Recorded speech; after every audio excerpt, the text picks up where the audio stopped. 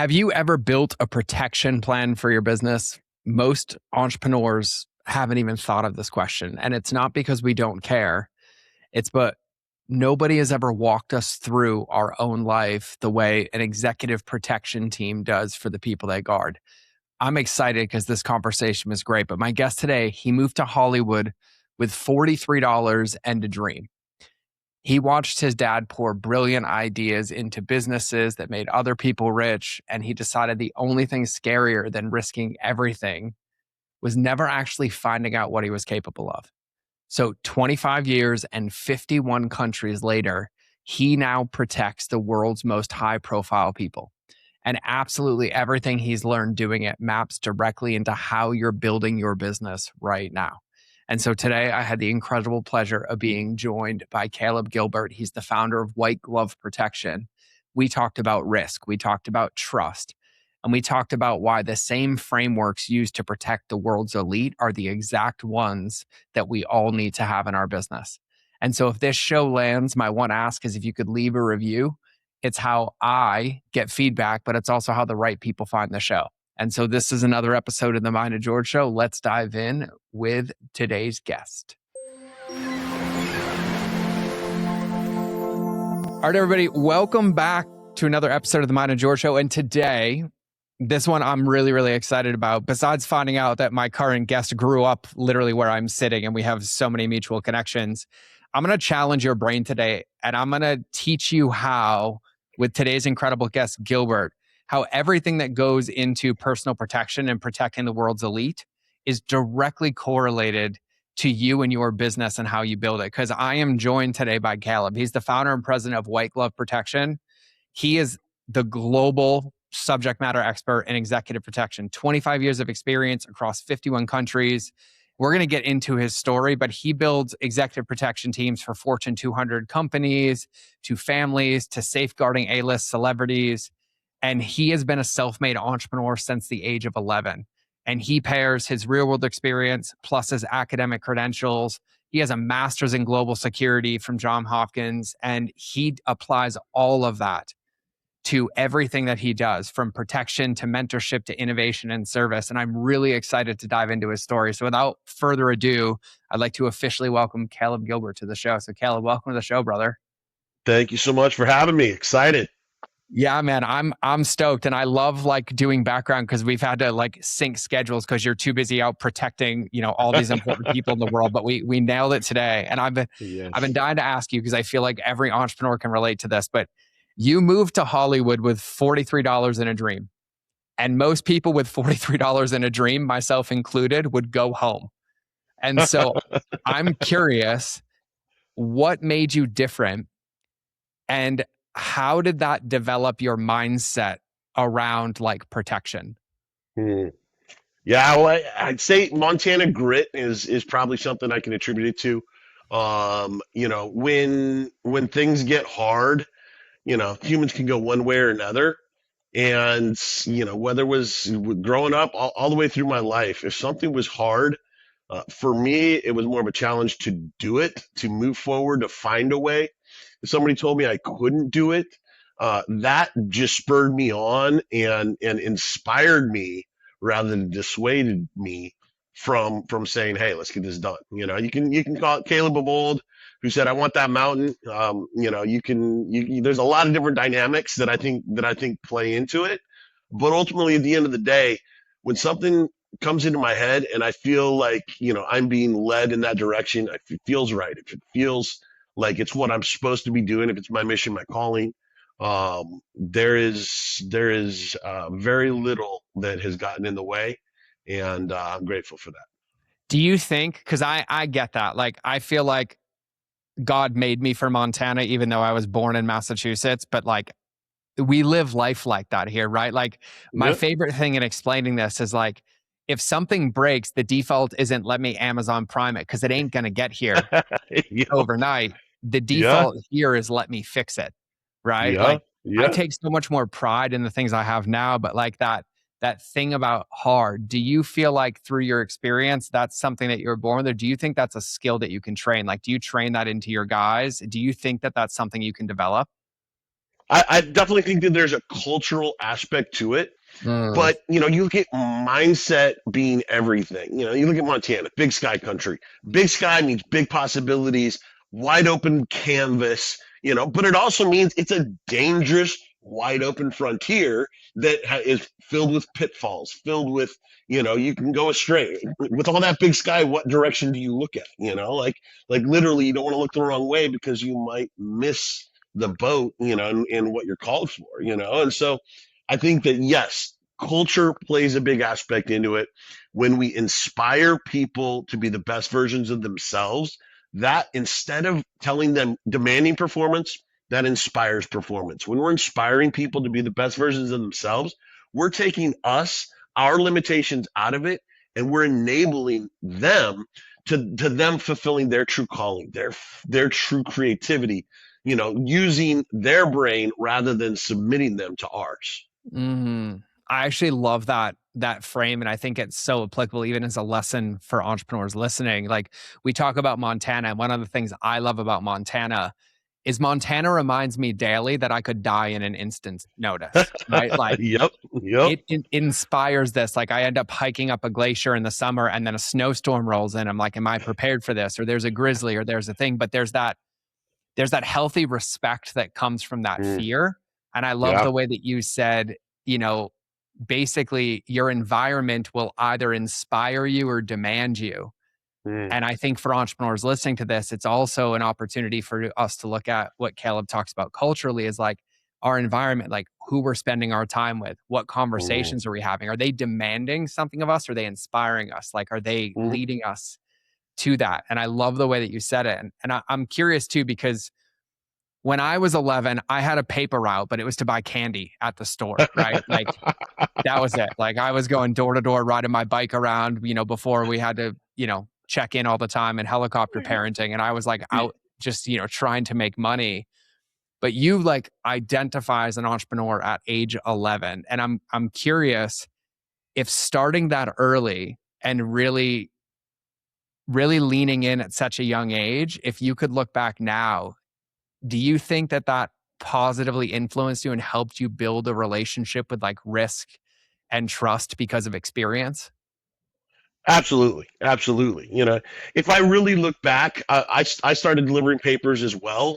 But I started delivering newspapers when I was 2 years old in the back of a sled when my parents were delivering newspapers.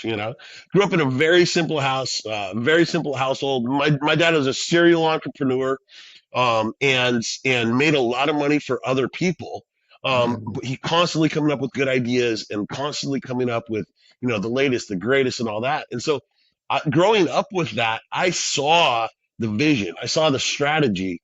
Um, it taught me a lot, but it actually left me not wanting to be an entrepreneur because I mm, saw failure after failure. I saw, so much hard work going in, and then somebody else taking it to market and making their millions. Things like that. That really painted a picture of entrepreneurialism as a pipe dream, something that I hadn't seen come to fruition. And so when I transitioned from delivering newspapers to mowing lawns, it wasn't necessarily the next big opportunity. For me, it was as simple as I wanted to be able to buy Nike socks. And my parents, made $5 an hour. We lived in a very simple house, paid $150 a month in rent. Lived a very comfortable life for what we knew. I just didn't know there was anything more than a $200 car that my parents would buy until it broke down. That limitation in life inspired me to want to be able to buy Nike socks. All my friends had Nike socks, and I was like, hey, once a year, my grandma buys tube socks. My brother and I split it in half. I don't know if you remember Payless Shoe Source, I do. but Payless Shoe Source, their tube socks, literally that was our socks for the year, right? And I wanted to have the Nike socks that didn't slip down when I was playing baseball, and so I wanted to set out. And so that was my inspiration. Actually, was Nike socks because I wanted to make enough money to buy that. I wanted to be able to buy my own Matchbox cars. Very simple things, simple minded. So for me, it was literally risk versus reward was do something, get rewarded. And I think that fundamentally has stayed with me over the last, several decades as I progressed, not only as an entrepreneur, but then into corporate America and in, as an executive in corporate America, and then back into becoming an entrepreneur, that risk versus reward, there's no reward if you don't put it all on the line. Yeah. Oh, dude, okay.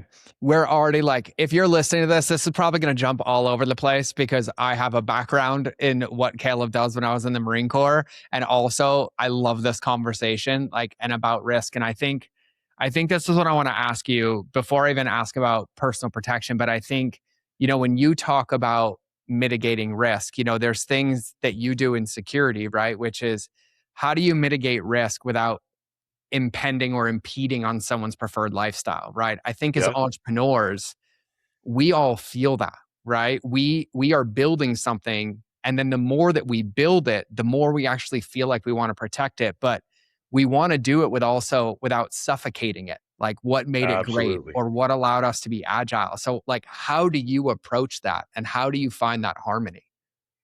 Well, first and foremost, my opinion when it comes to business protection, to me, when I'm applying solutions, it doesn't matter. I need to focus from the eyes of my consumer. I need to focus my protectee, my stakeholders, whomever it is, their opinion is the only thing that matters. So my bias as a human being obviously is going to encroach in and cause my bias to peek through. But if I can overcome my personal bias and focus on the mindset, the motivations, the perceived value of whatever I'm providing to those I'm trying to reach, then I flip the script on the progression to value, and then I'm able to have that head start. When you look at building a protection program for somebody that's never had protection before, that can be a daunting process, right? How do you take somebody that's never had protection and say, hey, I'm going to stick people with you in the most inconvenient places in your life. They're going to be with you 24/7. You're going to go all over the world with them. You're going to have all these people in your life. They're going to know all your personal details, who you're meeting with, what your preferences are, what your medical needs are, what your risks are, what your likes, dislikes, personal life. How do you have a personal life when you have an agent that's with you all the time, right? All of these kind of unintended consequences of receiving protection are a journey that every time we onboard a client, I am there walking that journey with them because I'm essentially guiding them in not only how to be a protectee, but how to keep them and their families safe as we Mm. navigate, the progression, start in detail. So when you look at being an entrepreneur, if I go out as an entrepreneur and I tell the market, you need this, this, this, the market's going to say, who are you? You're irrelevant, right? It might be good ideas that are proven concepts, but our relevance is based on the perceived value of our consumer. Oh, And can if you we say that shape, again? Say that again. yeah, Say that again. our relevance is based on the perceived value of our consumer. And literally everything we do at White Glove is based on how do we mitigate risk while ensuring that the perceived value of our consumers, of our stakeholders, of these people who are at risk, how do we make sure that we're effectively communicating what it is they need, how they need it, and how we can partner with them to be able to keep them safe? Oh, okay. This might be a reach, but I see this landing so cleanly for anybody listening. You know, Stay with me on this one, Caleb. You're going to have to unpack this one with me, but I feel like you're going to pick up with me. When you Let's do it. talk about somebody using executive protection for the first time, it's overwhelming because it's a daunting process because they've never had it before. Hmm. You and I weren't born entrepreneurs. Yeah. And so when we become one, we get exposed to this entire world that we've never been in before, except we don't have an executive protection team coming and actually asking us, what does it look like? What's going to stress Yeah. us out? What my day is going to look like? And we don't Mm, actually take the time to get to know ourselves and what you talk about, the mindset to intentionally design it. And so yeah. we end up reactive to it the whole time. You tracking with me so far? Absolutely. Absolutely. Yep. And I'm going to lead this one because you said something and I want to unpack this a little bit. You talked about when you go in with somebody or embed the first time, you take the time to like really get to know that, like to go Yeah. all the way in to every detail of their life. Mm, Maybe I'm not the only one who sees this, but I coach a lot of people And I find that so many entrepreneurs, and you probably see this as well, never take the time to actually know themselves to design that ecosystem to thrive in. Yeah. Fair? Yeah. Oh, very fair. We don't like to look in the mirror and be candid with ourselves because we're human, right? We want to look at the positive aspects, right? But how can we expect ourselves to start any venture without fully understanding what risks are we bringing to the table, right? When I quit school at 13 Yep. because I didn't have time, right? I didn't have time. I had no motivation. I literally, like, there was no reason for me to go to school in my mind, right? And so that later on in life became a limitation. I constantly said, Caleb, I like you, but you need an education. If I didn't identify what are the effects of that lack of education in my life, then I wouldn't be able to mitigate whatever shortcomings I had. I knew when my co-founder and I founded White Club, we started out with a vision that included a business plan of augmenting the areas that I am weak because I know what I'm good at, but we also identified what I'm not good at. And that area is the entire finance side of the corporation. Literally, as soon as it was feasible for us to be able to bring in a chief financial officer way earlier than most would recommend it, we brought in an amazing chief financial officer because we knew that that was an area that I needed to augment. That as we scaled the business, if we didn't have that augment, if we didn't mitigate the risks of my limitations as a founder, then we would 100% crash and fail, right? Mm-hmm. And so taking and mapping out what are your strengths, what are your weaknesses, having a candid conversation with yourself and say, all right, whether you're running the EOS system or whatever system you want to run, are you a visionary? Are you an implementer? Are you someone who likes to come up with the ideas? Or are you somebody that's going to consistently apply those as you scale? And I think you look at that gap from coming up with an amazing idea to being able to sustain that at scale, and that's where you see the difference in whether or not an organization prepared for that scaling process. Well, I love this. I love this because I think you just said it. To being able to deploy it consistently and Mhm. repeatedly actually requires underneath that you feel safe.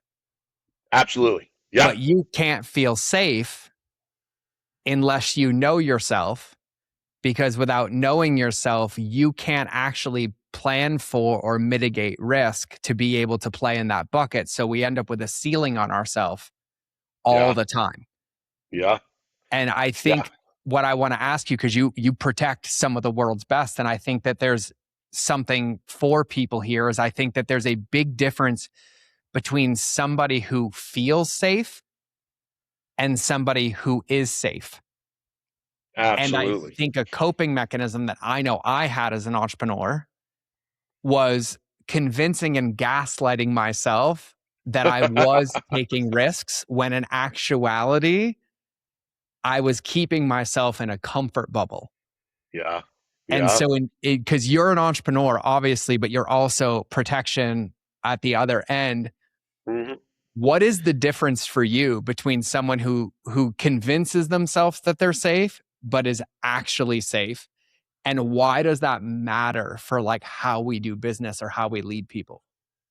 Well, I think part of it comes with the recognition that no matter what we do, we can't eliminate all risk.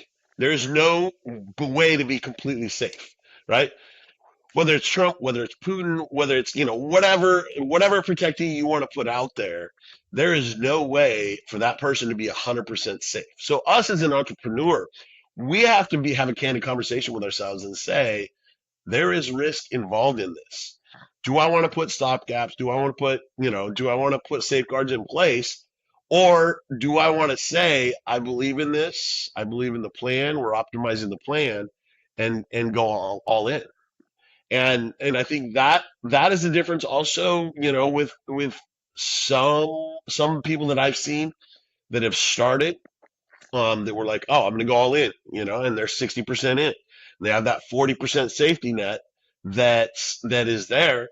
And and I would say that 40% safety net not only is a limitation of 40% of your resources, but that is a weight that is dragging you down because you focus Mm-hmm. on, oh, I'm good, I got the safety net, right? Um, White Glove will be 3 years in August, Mm. and when we started White Glove, literally I left Salesforce, corporate America, Fortune 200 company, and literally had no safety net. Literally put everything on the line, invested absolutely everything, all of my real estate, leveraged it fully, all of 401k, all that. I can't necessarily say that I would recommend that to an entrepreneur to put it all on the line. But the reason I put everything on the line was because two main things. A, I believed in the product. I knew that the market needed what we were bringing to market because I, worked in this on the corporate side of things as the end user for decades, right? So I knew that the market needed it. I also knew that the companies that were servicing the market were under delivering to the capacity that we could deliver. I knew that we could deliver better because I had done it for several decades. And so while I put everything on the line, I risked everything financially because there's no gauge that says when your first contract's going to come in. But we're 500-600K in the hole, digging this business, traveling around the world, meeting with every possible protectee, and every single person said, Caleb, I love this, I want to be client number 2, let me know when you get client number 1, right? All these people with all these corporations that I had been associated with, and they all wanted to be client number 2. And so my quest to find client number 1 became a, I had to have a paradigm shift in my own head because I thought that people would just give me the business because they knew me, they knew my previous teams, they knew we were tier 1, and it was all good. I didn't take and go through a paradigm shift internally and say I'm putting it all on the line, but my ideal first client might be different. It still has to fit within our vision, our guidelines, in our spectrum, but it might not be the first client that I wanted, so that we could then, build the client number 2, and I think two things that we did well, really three. One, for the first 2 years, we did zero revenue because we wanted to stick to our vision, right? Our specialty, what made White Glove difference, the White Glove difference. And so we focused on brand recognition. We focused on delivering excellence, speaking at events, meeting with people, focused on all that globally, all around the world to all these teams. And then number two, we didn't cave in. There's about 1.5 million in business that we could have done that was outside of our vision for the company. And that was a hard moment for me when we started turning down business because that's a lot of revenue that would have really helped us in the beginning phases. And I can't tell other people that I wouldn't, deviate in the future, just because that would have helped a lot. But at the same time, what it did is once we were able to get our first client, people saw that we were serious about our vision. We were serious about our strategy. We were serious about implementing the White Glove difference, and we stuck to our guns, even though it would have been financially more beneficial. We were able to grow, over 4,000% in that second half of year 2 by sticking to our vision, that we wouldn't have been able to had we been tied up doing the work that was outside the scope of what we had, and so know your value, know what you're bringing to the market, but also, know when to pivot, but don't feel like you have to pivot. Mm. Well, I love that you talked about like being all in and you made a distinction here. I think there's a big difference between energetically all in and being resource all in. Because Yeah, I know yeah, for me, and I'm gonna crucify myself right now. There was a season of entrepreneurship where I got a little lazy. I'll call it mm, lazy. And I would use dollars to represent my all in, but my energy, habits, and behaviors didn't match. yeah, yeah, And I think that that's a big distinction. And you talk about, like I'm convinced I'm 100% all in, but I'm actually only 60, right? Totally. How would you recommend? Because I also think about, right, like if we even want to tie it to protection, the only time people get hurt, whether you're a parent, whether you're in protection, whether you're in anything, is when you've convinced yourself you're all in, when in actuality, you're looking at your phone during your kid's soccer match, or you're Yeah. checking something when a threat comes in. And I think it's the same for us. And so, how can somebody spot the difference in themselves between, like, how can they tell if they're energetically all in or not? Well, I think it boils down to being honest with yourself, right? Mm. Like if you have to fake that you're all into yourself, you're probably not all in, right? Mm-hmm. Like we can call that a clue, right? But but if you're out there, it's like we had our senior leadership meeting last week, and my admin said, looking at Caleb's schedule gives me a headache just looking at it. I don't know how he's able to fit all this in, right? If you're all in, the people around you are going to tell you you're all in. They're probably going to tell you you're overdoing it. They're probably going to tell you that this isn't sustainable. But guess what? When I'm all in, it inspires me to perform. It inspires me to perform at a level higher than I would if I wasn't all in. And so I would say be real with yourself. Are you really about this? Or are you doing this because you think this is the easy path to making money? And I think that for a lot of people is a key delineation. They see entrepreneurship as an opportunity to, get to the next step, check out, take their big cash out, you know? For me, I was motivated by money my entire life. I was driven because I didn't want to be poor. I grew up in a very simple household, and I didn't want my kids to have to worry about money.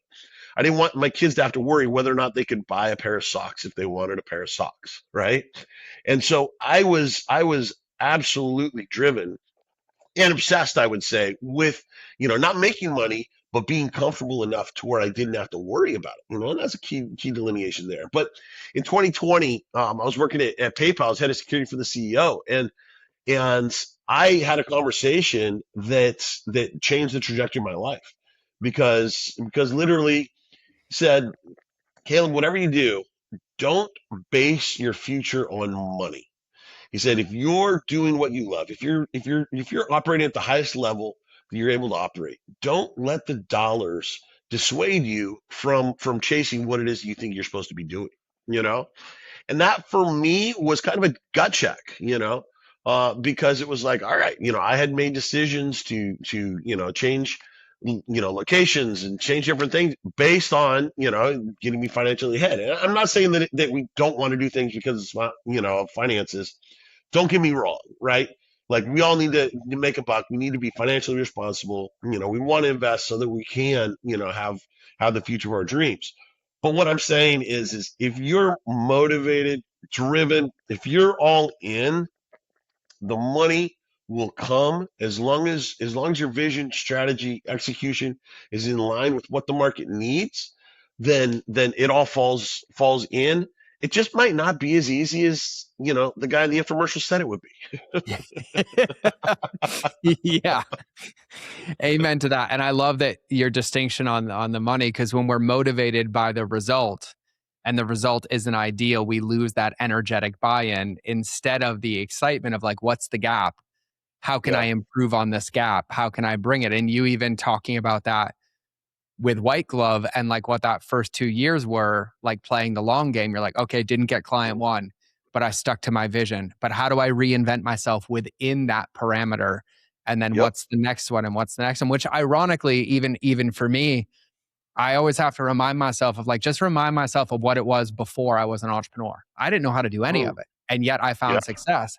I end up living in the confirmation bias of like, well, I've done it before, so it's going to work the same. And Yeah. truthfully, that is a giant red flag. Like that's a check engine light. Like Yes. get back in the weeds, get into it. And I love that. And I love the way that you shot. And I have a really interesting personal question. Just because like you can feel your passion, you can feel your values. And even that one thing that you just said in 2020, where you had a big paradigm shift about money and what you love, you live in a field that is addicted to ego. There's no better way to say it. Like, you live in a Absolutely. status driven, ego driven field, and you're known for, and you can sense this, for being grounded and committed for the right values in an industry that would demand something completely different, where it would be so easy to fold. Yeah. How do you stay so heart centered and true to your values in an industry like that, that demands this like level of hardness? Yeah. Yeah. It's funny. I learned early on that ego is an illusion for insecurity in so many cases, right?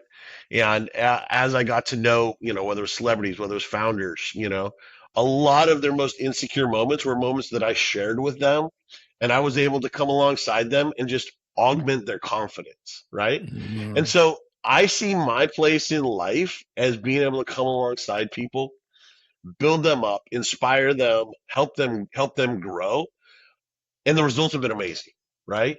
And so if Caleb is trying to boost Caleb, if I'm trying to paint me into something that I'm not, then everybody's going to call BS, tune out, and move on to the next person, right? We're all replaceable. One of my favorite protectees gave me a incredible Rolex right before they let me go for no, like we're all replaceable, and that reality is something that I think helps ground me. I have a really good support system. Really appreciate being able to just go home, and my wife takes and keeps me grounded with just the reality of who I am and what I've been called to do, and what inspires me, and my why, if you will. But one thing that happened early on, I was on a large protection detail. We were traveling around the world, in front of massive audiences, and I was in my early 20s, and we all went to the Gucci store in Toronto, and we all bought the Gucci sunglasses, and because we were all going to wear them on tour. It was like part of our uniform. We thought, oh yeah, we're all Gucci now. And I bought those glasses, and within 3 days, the screws came out of those glasses and they fell apart. I never found those screws. I never knew you could buy other ones, and I never wore them again. You know, and that for me was a lesson in, if you don't know enough, about what you're dealing with to, not wreck your Gucci, whatever you're rolling in, then why do it? You're just pretending. Like, no, nobody likes somebody that's pretending. Doesn't matter if you're an entrepreneur or an executive. I literally had the honor of working for some of the wealthiest people in the world, and they're some of the most sincere people who day after day go out there and try to put one foot in front of the other and take care of the hundreds of thousands of people that rely on the decisions that they make, right?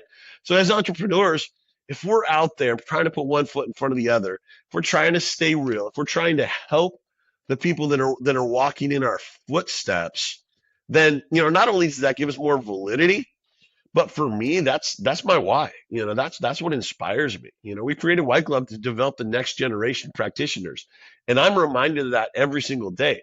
Not only when we get the big contract, we get the win, and we're like, yes, this is amazing. But when I'm out in the field and I see an agent that drives the Escalade into the curb and scrapes 24-inch ribs, and I'm like, oh, we just bought that thing. Guess what? My why is to create the next generation. And we can fix those rims. We can train that agent. We can take and inspire the performance of the people around us, so that instead of being, hey, I'm Caleb, I'm a founder, owner, whatever, Gucci boy number one, I can come alongside that person who is quite literally, shaking in their footsteps because they know the boss was just happened to be on site when they curbed that Escalade. I can come alongside that person and be like, hey, I remember that when that happened to me. But don't worry, I was pulling up in front of the Oscars when it happened, so it was super embarrassing. So you're good. Nobody saw it. We're good. Let's get it fixed, right? That opportunity to inspire the performance of others will not only train them to be a better version of themselves, but it keeps us and it keeps us grounded. Because I know I'm Caleb from Spokompton, right? I grew up I grew up in small towns. I grew up a very simple lifestyle. I grew up being who I was, why I was, and I don't look at myself any differently just because I'm able to walk next to or fly with, some of the people that have made the things that make our world go round. Brother, I love that. And you kind of partly answered the next question I'm going to ask, but I want to unpack it deeper because you alluded to a lot of things like the sincerity of these people. What you just talked about was humility, right? Authenticity, not forgetting where we came from, but not being attached to the result, right? Like I heard this one time and I always love this. Like you just show up to the race to pick up your medal as an achievement for all the work that you put in when nobody was watching. Like that's how the big contracts are. But underneath all of that, what I'm hearing is like culture, Yeah. right? There's this, you have your why that you're so clear on, right? And then you have Mhm. these things that you value because of that why. And then you know yourself inside of those values. You did a SWOT Mhm. on yourself, right? Right. I'm going to Yep. start pulling out Marine Corps terminology soon, but I'm staying away from that. I'll leave that life where Send it it. belongs. But it's like, what am I really, really good at? What am I really, really weak at? What are the Mm, opportunities that I have? And what are the threats that are coming in? And then not making it about I, because nothing is accomplished alone. So then it's like, yeah. how do I fill those gaps, leverage my strengths? And so culture is something I hear under like that whole thing that you just shared is not Yeah. about you. It's about to build this vision. It's not a solo effort. There's an entire team, but the team Mm, has to be bought in. And so like you've kind of in my world, I help people like you scale their businesses. And I've been teaching everybody from day one the only way to scale is to scale the unscalable, right? mm. And Yeah. there's ways to solve that. And you have something rare. You've built a boutique protection agency that is also scalable, and you've never lost the white glove effect. You protect it at all Yeah. costs. The Yeah. story at the beginning, you're like, I'm not sacrificing that. I'm not letting that go. How have you learned how to protect that culture and Mhm. those values as the business has grown? Yeah. We baked it into the business plan.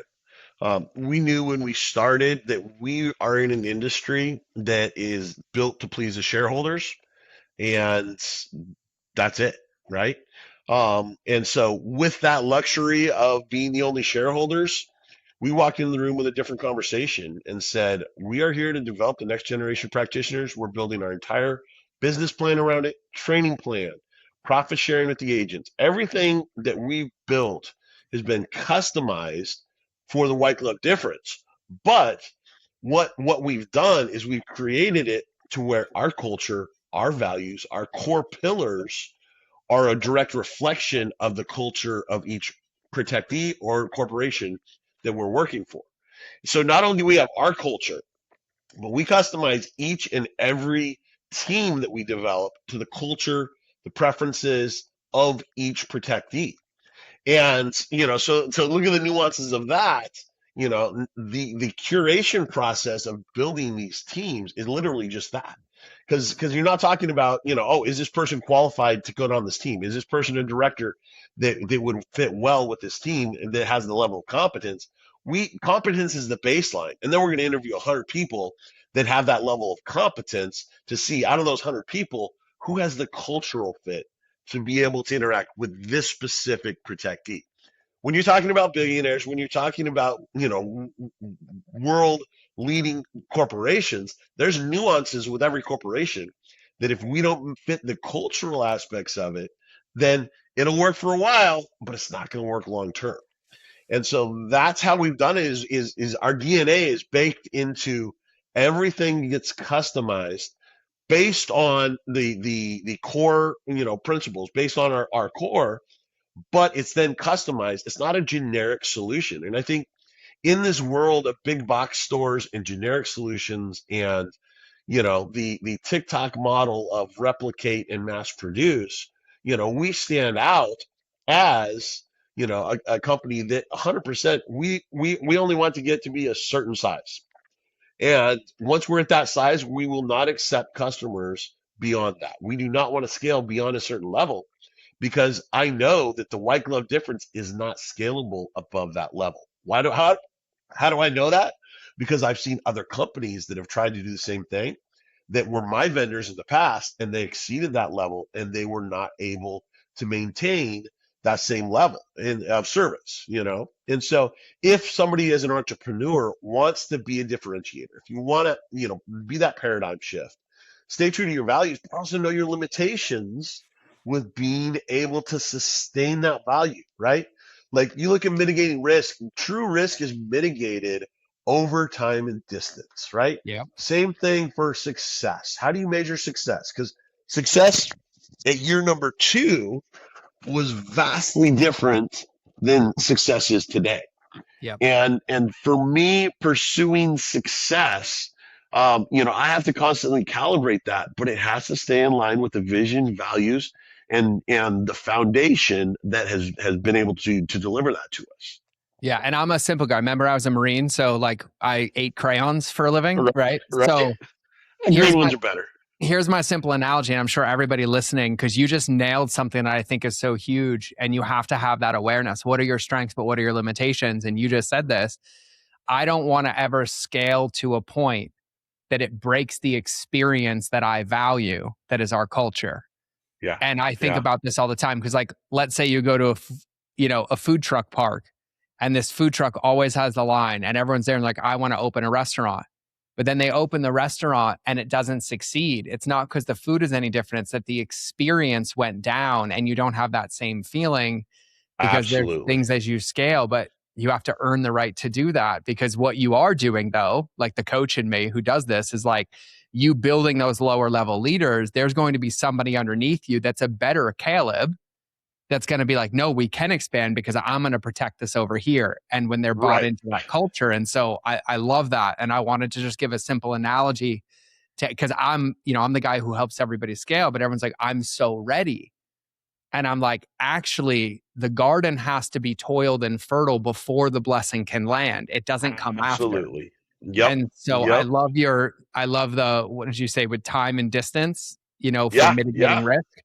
I Yep. love that. So I'm curious too, because I think that this is huge and it's underneath this. You're in the protection game. And when everybody hears protection, they hear the word like, oh my God, safety, right? I got to protect my physical self. I'm curious in your perspective, because you're an entrepreneur, you mentor entrepreneurs, you're in this game. What is the biggest threat that you see most entrepreneurs aren't protecting themselves from that has nothing to do with safety? Biggest threat I would say is distraction. Mm, You know, growing up, my parents constantly told me, you know, if the enemy can't defeat you, they'll distract you, right? yep. Yep. And you know, you look at what the nemesis of an entrepreneur is you know, you get distracted. You get distracted by the loneliness. You get distracted by the monotony. You get distracted by the no's. You get distracted by all these things that, you know, are plentiful. You know, especially in the first couple of years. You know, distracted by the odds. You know, knowing that, you know, I mean, like less than 1% of my industry is at where our company is now, right? Like we're 3 years into it, and we had less than 1% chance of getting here, right? Um, if I had listened to the naysayers, if I had listened to the logic, if I had listened to the consultants, you know, I would be back in corporate America where my paycheck comes every 2 months, you know, every 2 weeks, and literally, you know, my RSUs vest every quarter, right? And that mindset of, you know, being all in, I think you have to balance it out with the reality of there's going to be distractions, and, you know, knowing what your why is and holding to that, but not being so dogmatic about not being so dogmatic that you aren't able to stay relevant, you know. I think that's something that I'm extremely proud that we've been able to do, is have the freedom to adjust the vision in a calibration. You know, okay, the market needs this, the protectees need this, um, but not swaying from, you know, our vision for the company, you know, any farther than we absolutely had to stay relevant. You know, I think that's a hard balance, especially when you're looking at, you know, P&Ls, when you're, or lack thereof, right? Like I think finding that balance is extremely important, but Your brand is your brand, and the brand that you create. I read over 200 books on marketing and developing a business, and trying to go through all those things. I'd never done this before, right? And really, the thing that stuck out to me from all of those books, at the end of the day, was how do you communicate your why? You know, Yep. Yep. how do I let people know what my vision is, and is that relevant to their needs? Yep. Everything else we can do, is a wild, crazy trail with lots of amazing, exercises and things. But can I align with the needs of the people I'm trying to protect? And that's what I'm most proud of, is that, when we bring on a new client, um, you know, a we get our business through word of mouth. Hmm. Billionaires talking to billionaires. That is insane for me to think that somebody whose lives we protect are recommending our teams to other people's whose lives are in danger, right? Like that's an honor, to be perfectly honest. That's a responsibility. That is something that, that I do not hold lightly, right? Is that we've been entrusted by the confidence of some of the biggest decision makers in the world, who have told their colleagues and their friends about the white glove difference. And so for me, marketing, in a way that can instill that level of competence, and then backing it up, right? Our competence builds the confidence of the people we're entrusted to protect. And so Mm. that level of competence, it doesn't happen overnight, right? We don't get it perfect every single time, but if they see our competence improving with each movement, with each iteration, then that is what's going to build their confidence, and that long term is what will keep business sustainable.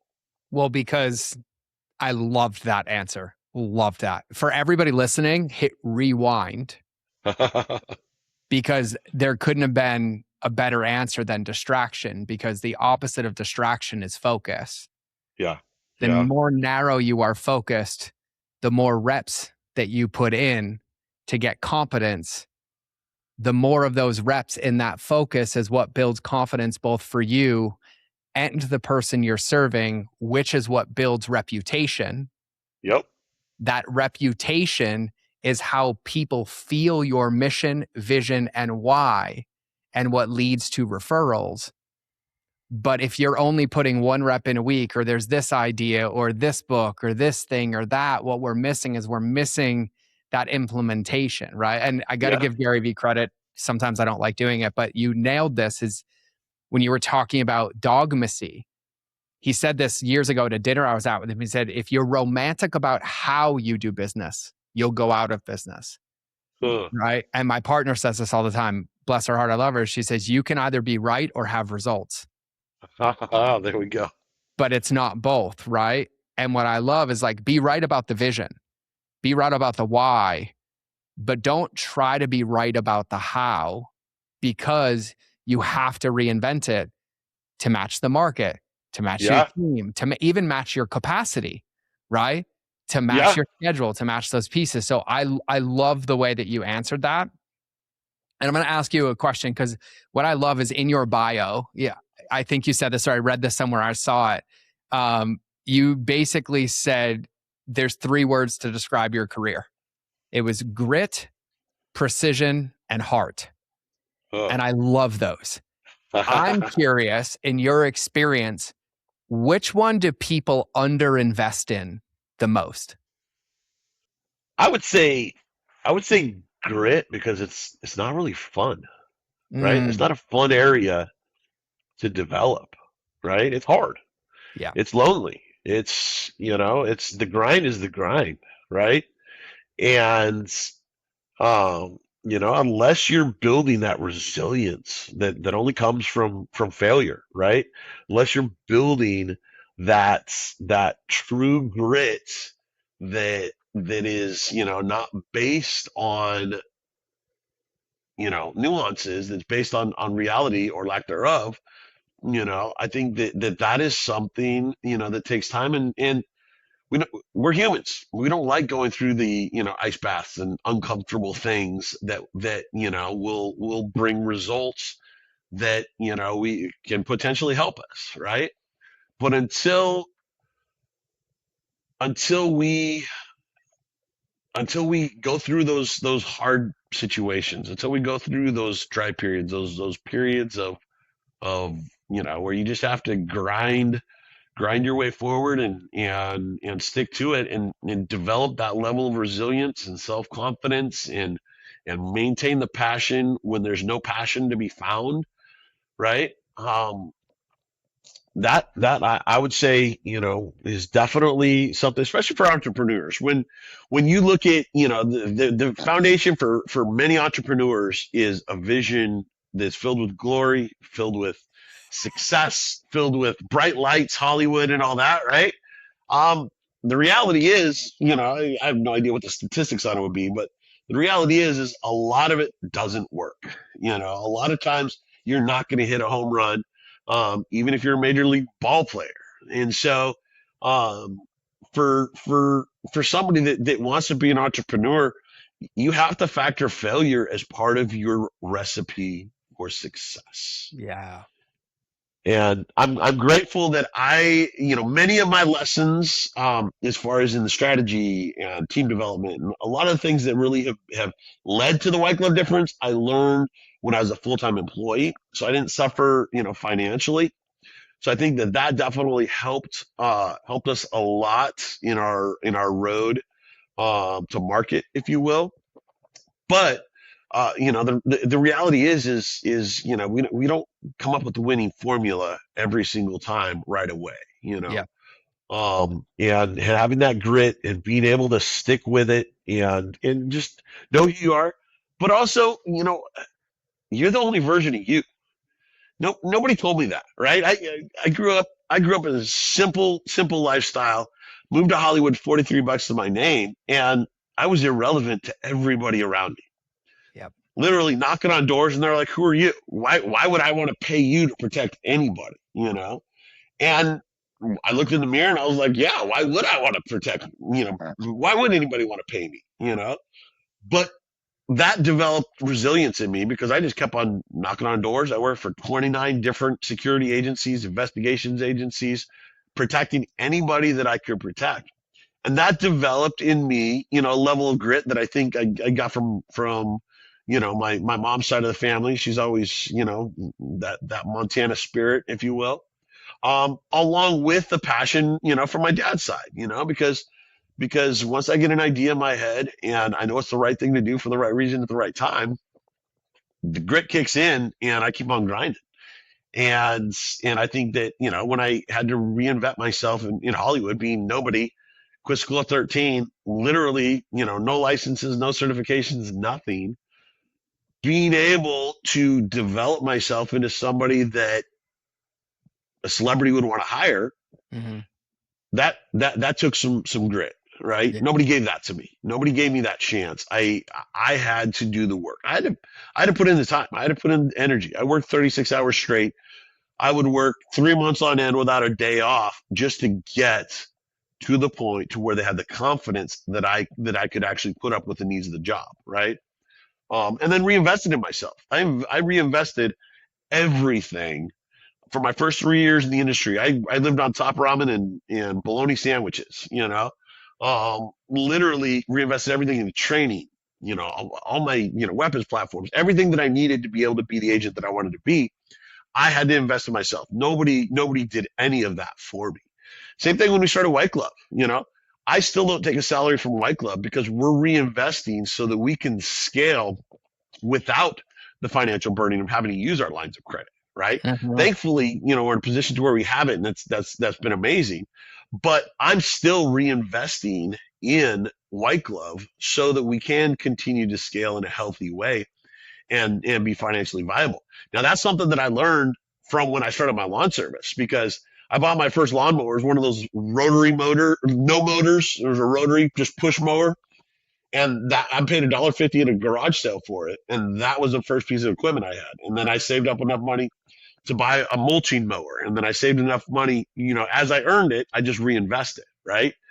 And so having that mental grit to take and reinvest in yourself, reinvest in your company, and only take out what you need to be able to sustain, I think that's counterintuitive to a lot of people anyways, because they see, oh, hey, I just made $100,000, time for me to go buy a new car, and it's like, well, maybe that's not the priority. Maybe you need to prep, just in case that next 100 grand doesn't come in when you think it does.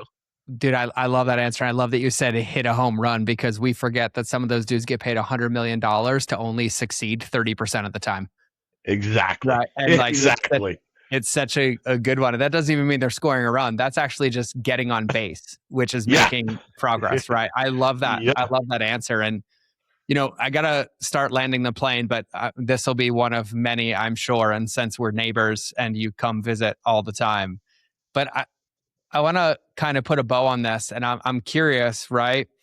For the entrepreneur listening who, if you resonated with any of this, right? Whether it's going to be isolating and hard, so your environment's going to dictate it, or your identity can't be attached to the result, or you have to surround yourself, know your why, but also know yourself. You have to know your Mm. strengths. You have to mitigate your weaknesses. You have to know your Yep. limitations and operate within that. Like, I would consider, if any of that resonated with you, that you're trying to build something meaningful because it's attached to something of texture and something of substance. And so if everybody listening to this was to take one thing that we talked about, or a lesson or a principle from executive protection and applied it tomorrow, what would you say is the most important thing that they could apply?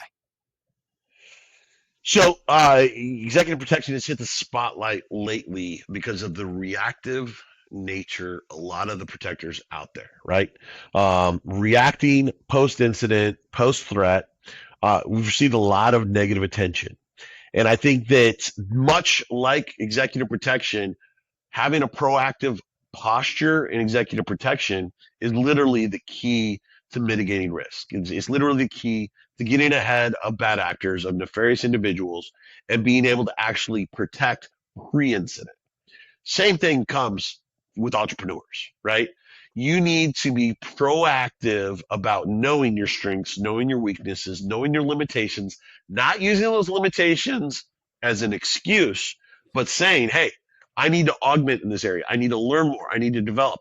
This might not be the area that, for me, finance is the side of things that I hate. I quit school at 13 for a reason. It's because I hated math.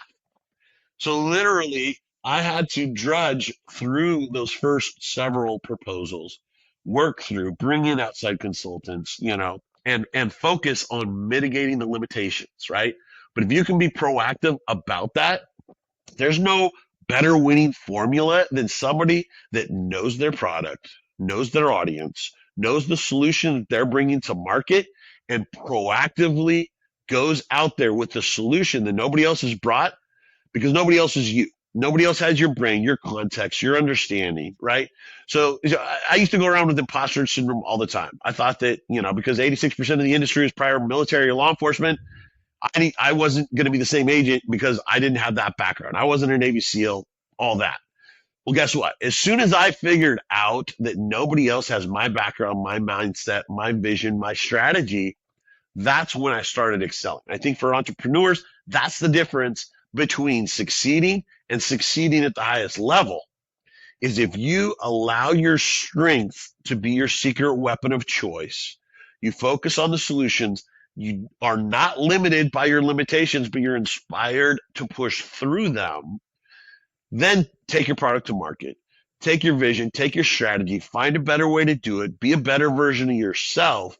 And that's when the sky's the limit. That's where you're going to see 4,000% growth. That's where you're going to see the ability to be the version of yourself that you want to be.